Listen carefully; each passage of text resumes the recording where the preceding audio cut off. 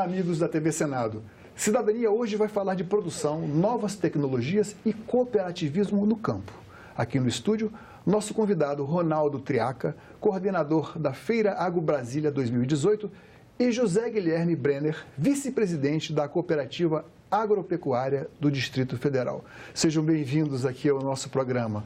Ok, obrigado. Bom, quando a gente olha para o mapa do Brasil e vê aquele quadrilátero, aquele quadradinho ali de Brasília, Distrito Federal, a gente não imagina que Brasília é muito mais do que os prédios, a arquitetura, que é bonita, famosa em todo mundo, mas que aqui também tem produção agrícola, tem produção agropecuária, coisa que não nem se cogitava. Quando Brasília foi implantada, se dizia que essa terra aqui não daria para nada. Mas, Ronaldo, você que é da segunda geração de pioneiros aqui, chegou em 1977, você tem muita história para contar. O que aconteceu que, de repente, Brasília é hoje um exemplo para o Brasil em termos de produção, de rendimento, de produção agrícola e na agropecuária também?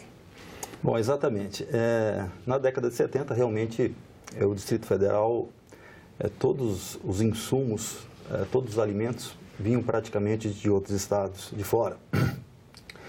E um secretário, o então secretário da Agricultura, Pedro Dantas, na época, em 76, nos idos aí de 75, 76, um visionário, aliás, o Dr. Pedro Dantas,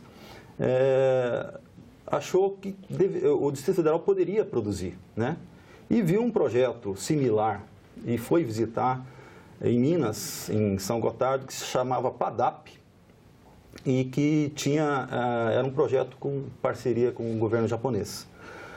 E ele percebeu que poderia copiar, né, esse projeto, reaplicar no Distrito Federal. E então ele foi atrás de know-how, de famílias com know-how no sul do Brasil, principalmente também algumas ali em São Paulo, mas principalmente Paraná, Rio Grande do Sul e Santa Catarina. E foi em cooperativas, visitou cooperativas e convidou associados dessas cooperativas a se candidatarem a produzirem no Distrito Federal, onde não tinha nada, né?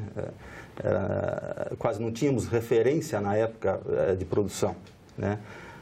Na verdade, quando as famílias chegaram aqui, quando nós chegamos aqui na década, meu pai, porque eu era criança, pré-adolescente, as pessoas da região diziam que aquela gauchada, né, eram loucos, né, porque iam morrer de fome, coisa parecida. Você contou uma história para mim antes, que era na porta da casa as onças ficavam de noite lá. Sim, a nossa família, junto com a família da minha esposa, a família Sense, nós montamos os barracos vizinhos, na divisa das áreas. As áreas eram módulos de 300 hectares, que dava sustentabilidade e dá até hoje sustentabilidade de produção.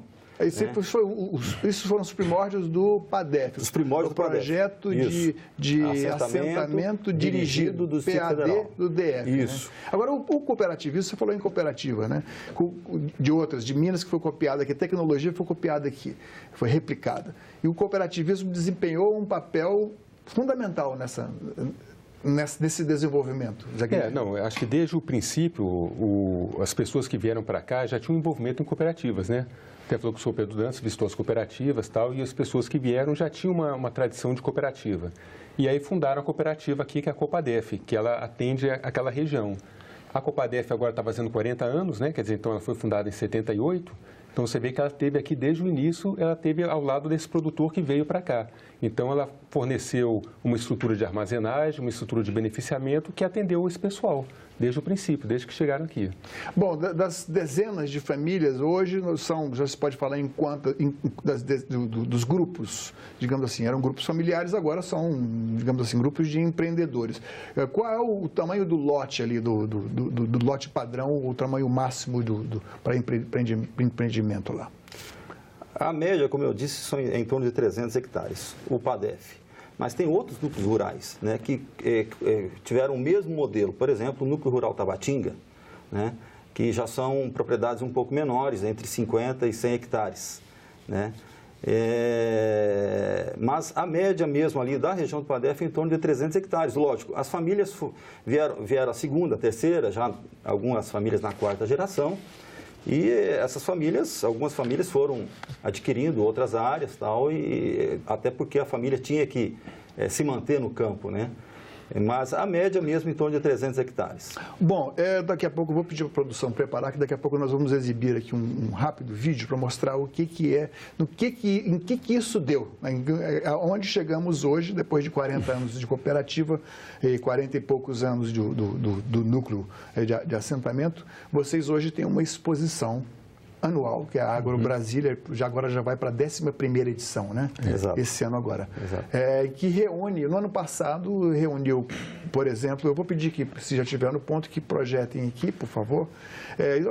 Isso foi a Agro Brasília do ano passado. Vocês tiveram aí 430 expositores, foram 700 milhões de reais foram negociados durante essa feira aí, né?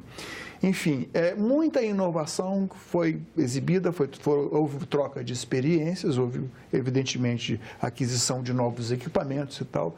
E você, Ronaldo, é o coordenador da Agro Brasília em 2018. Qual será a novidade desse ano agora? Olha, a Agro Brasília é um evento do agronegócio onde reúne praticamente quase todos os segmentos do agro. E, além de toda a disponibilidade de tecnologias a campo, né, nós temos alguns eventos paralelos, né, importantes, como, por exemplo, o Fórum das Águas, que já é a 3ª edição, e que focará esse ano principalmente em fruticultura irrigada, que é uma nova tendência também para a região a qual, a do Planalto Central, né, que a gente considera uma das mais diversificadas do mundo. Nós acabamos de sediar o Fórum Mundial das Águas. Quer dizer, existe, parece, do suspeito que haja alguma sintonia nesse foco do PADEF, da cooperativa, com vocês pertencem também, de novas tecnologias do uso da água. E o que está sendo feito em termos da irrigação, por exemplo? Há sintonia, mas não proposital, né? Até porque a gente já vem com esse fórum anterior ao Fórum Mundial das Águas. Na verdade, a questão da água hoje é um problema não só na agricultura, como no mundo todo, mas para nós, nessa região, as bacias, onde está o Planalto Central, os produtores têm se reunido, né, para otimizar melhor o uso da água, usando tecnologias novas que utilizem menos água, como, por exemplo, microaspersão, e aí entra a fruticultura, né? Por isso até esse tema de fruticultura irrigada. Então, os produtores têm se reunido justamente para que haja essa otimização e também não haja problemas entre produtores, né? Dependendo do tipo de cultura, vocês podem também aplicar aquela tecnologia que faz sucesso em Israel, que é o gotejamento também, né? Pois é. Cada tipo de produção se adapta Exatamente. A fruticultura vai muito bem o gotejamento. Já em cereais, por exemplo, como feijão, trigo, já não é possível utilizar o gotejamento. Então, o produtor ele está buscando também diversificar um pouquinho a sua propriedade, e buscando essas culturas com maior valor agregado, como a fruticultura, café, onde utiliza menos água. Que papel o cooperativismo vem desempenhando no PADEF e até que ponto vocês estão conseguindo a sustentabilidade do ponto de vista econômico? O cooperativismo também é importante para isso? O nosso associado tinha um problema muito grave de rotação de culturas, que é uma tecnologia importante do ponto de vista da sustentabilidade. A preservação do solo, né? Preserva o solo e tem uma relação com com longo prazo, né? Você quer ter um solo a longo prazo, você quer ser produtivo no longo prazo, você vai ter que fazer a rotação. Então, tinha necessidade de fazer, por exemplo, uma rotação e a cultura indicada foi o trigo. Né? E aí, que você vai fazer com o trigo? A gente só tinha um comprador de trigo, o comprador de trigo fazia da maneira como queria, às vezes comprava, às vezes não comprava, tinha uma série de restrições, então os associados fizeram um moinho de trigo dentro da cooperativa. Então, é uma maneira que houve de trazer, de possibilitar... Ou seja, beneficia o produto para agregar valor. E, ao mesmo tempo, propicia ao associado a rotação de cultura necessária. Então, eu acho que esse é um exemplo assim, muito forte assim, do que uma cooperativa é capaz de fazer pelos seus associados.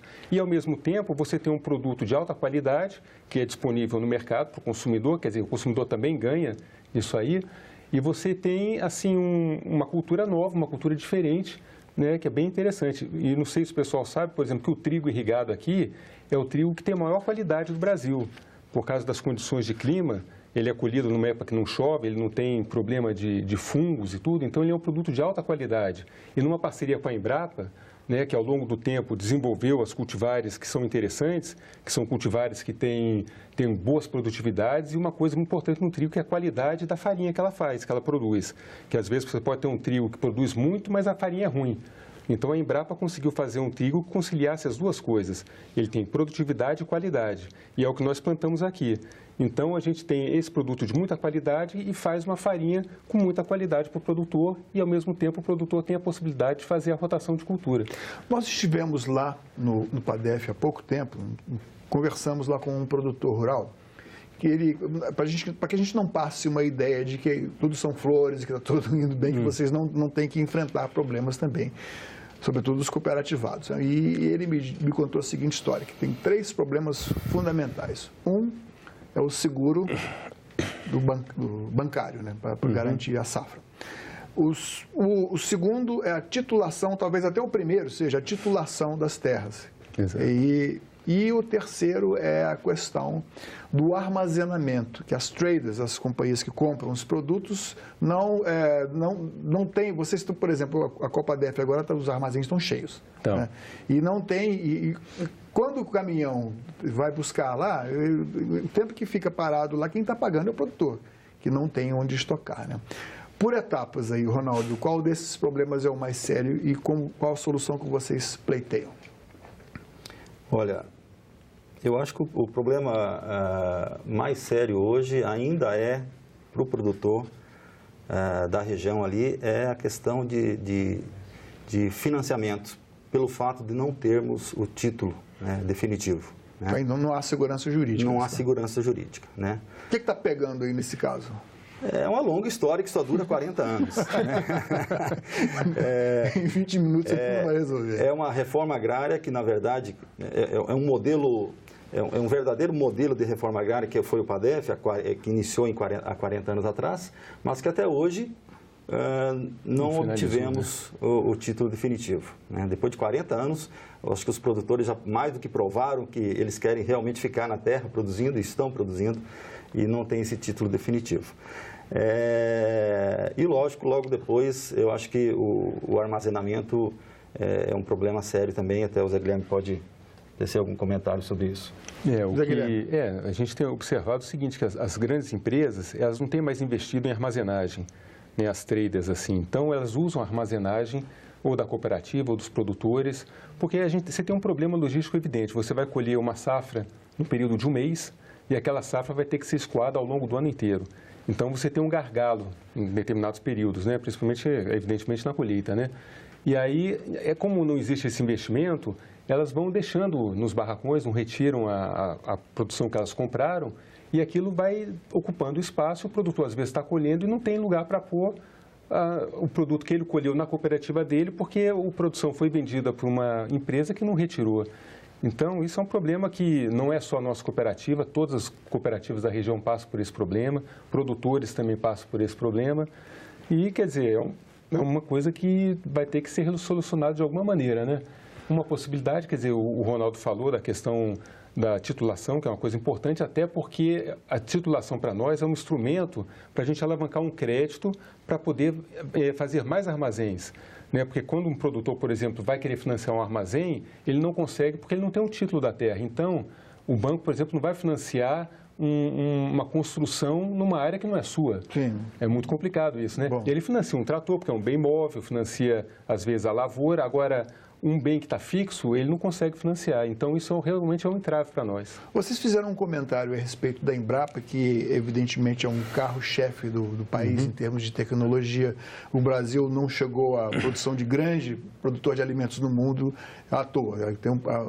A Embrapa foi fundamental para isso. Mas há pouco tempo, numa entrevista que nós fizemos com um engenheiro agrícola da Embrapa, ele disse o seguinte, que a dificuldade, o desafio que o Brasil tem é levar esse tipo de tecnologia até o produtor mais distante. Eu acredito que aqui vocês já estão, até pela proximidade que vocês têm com a Embrapa Cerrado, vocês estão conseguindo fazer isso, né? Estão conseguindo produzir mais, por exemplo, como eles, 2 décadas atrás, com a mesma quantidade de água que se produzia 2 toneladas de milho, hoje é possível produzir 16.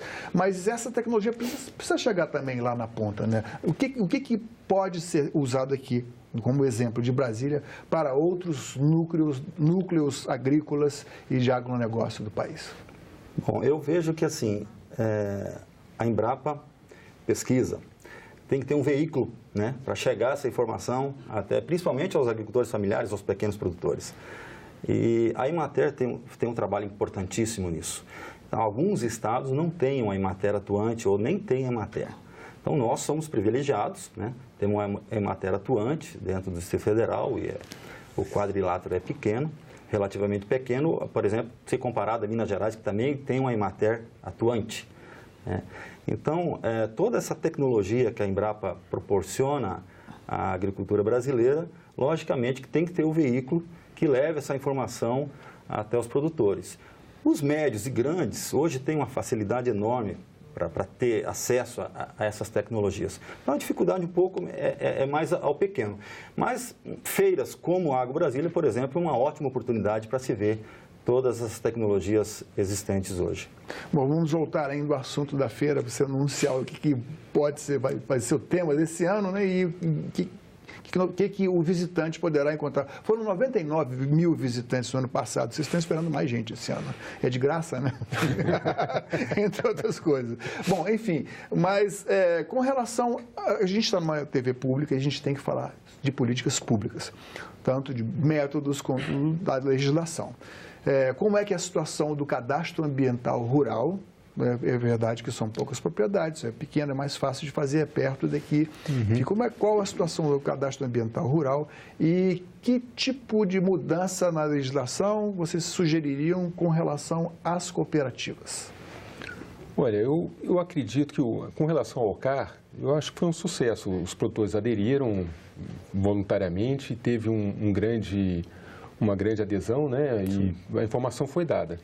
Agora, o que eu acredito que seja um problema, às vezes, é a insegurança. Assim, você não sabe, às vezes, se uma lei que foi feita no Congresso está valendo, se não está valendo. Pode ser que amanhã essa lei mude. A gente teve um exemplo, houve uma tentativa, acho, de mudar o Código Florestal um tempo atrás. Houve agora uma tentativa também, uma questão com relação ao Fundo Rural, que também existe um debate se ele é legal, ele já foi declarado ilegal, depois foi declarado legal. Então, existe uma série de questões assim contraditórias que tornam, às vezes, a atividade meio complicada.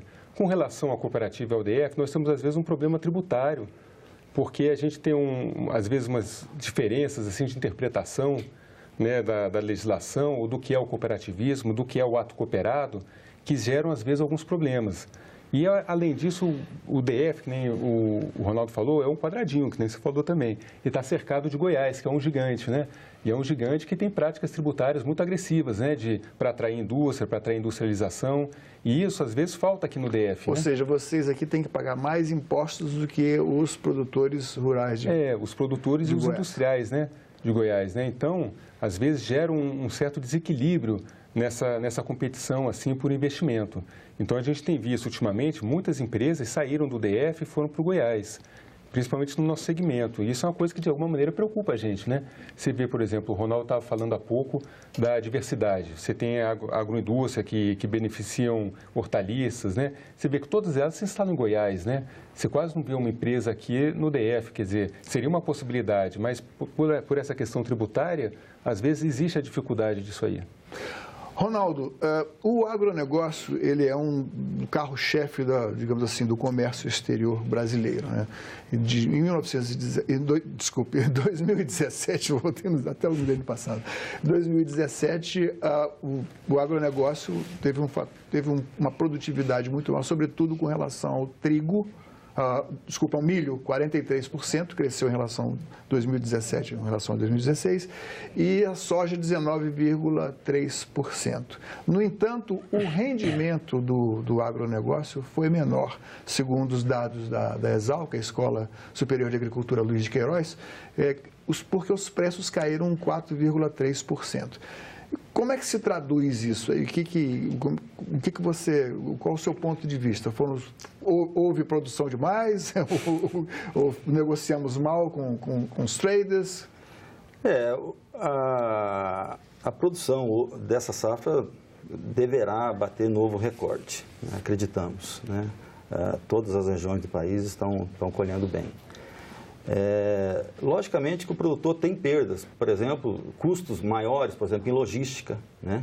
Os insumos também tiveram um certo aumento, até por causa da insegurança política do país. Fertilizante, defensivo agrícola. Isso, Então, é um conjunto de fatores que acabaram fazendo diminuir a renda do produtor, mesmo com altos índices de produtividade. Esperamos que daqui para frente há uma tendência de melhora nos preços, né, das commodities, principalmente. Mas temos que verem de fato, né? A cooperativa do Distrito Federal, ela abastece Brasília e exporta? Ela abastece indiretamente, ela diretamente no caso da farinha de trigo, Vocês produzem também farinha de trigo integral? Também tem farinha de trigo integral, né, mas mais para padaria, embalagem maior de 50 quilos, né? E nós temos também esse trabalho com a soja, a maior parte vai para exportação, através das traders, né? E a gente tem uma importante participação também no milho. O milho, que é produzido aqui no DF, vai quase todo para a indústria de ração para alimentar os frangos, né? Que aqui no Distrito Federal, não sei se o pessoal sabe, mas uma grande no meio da pauta de exportação, né? Acho que é o maior, né? O maior exportador. Quer dizer, o produto que mais valor da exportação do DF é o frango. Então, de certa maneira, a cooperativa participa fornecendo milho para fazer o frango, né? Ok. Ronaldo, o que nós vamos encontrar na AgroBrasília deste ano? Então, de inovação. De inovação. O tema da feira é tecnologia digital em favor do campo. Realmente está revolucionando o campo, essa onda de startups, né? Drones, onde hoje tem startups que você pode detectar certas doenças, né? Tudo digitalmente. E nós teremos um seminário, né? Estará dentro do seminário de economia agrícola, que já é tradicional dentro da feira também. Então, esse é um dos temas. Temos uma unidade de ILPF, Integração Lavoura, Pecuária e Floresta, que também é uma tendência, são tecnologias, consórcio, né, tecnologias sustentáveis. Agroflorestal. Né? Agroflorestal, exatamente. Teremos o tradicional dia de campo também sobre ILPF dentro da feira. E diversas novidades tecnológicas, né? Porque a feira, na verdade, não é só do Distrito Federal, né? Ela é de todo o Planalto Central e recebemos diversas comitivas estrangeiras também. Isso, embaixadores, né? Eu fiquei curioso porque no release que me mandaram, vocês recebem os embaixadores lá. Exatamente, principalmente comitivas técnicas e embaixadores da América do Sul e africanas também. Porque há similaridades, né, do nosso cerrado brasileiro, com o cerrado colombiano, por exemplo, e com as savanas da África. Como o Brasil já detém a tecnologia, está muito à frente de diversos países, esses países vêm buscar essas nossas tecnologias. Muito obrigado a vocês, estão convidados a voltar já no ano que vem, ou antes, se quiserem. Obrigado a vocês, obrigado a você, Ronaldo, obrigado a você, José Guilherme. Voltem sempre. Tá, ok, obrigado. Nós que agradecemos. Obrigado. Para ver de novo ou baixar qualquer um de nossos programas, é só acessar senado.leg.br/TV. Para enviar críticas, comentários e sugestões, por favor, ligue de graça para o Alô Senado 0800 61 2211. Obrigado pela sua atenção e até o próximo Cidadania.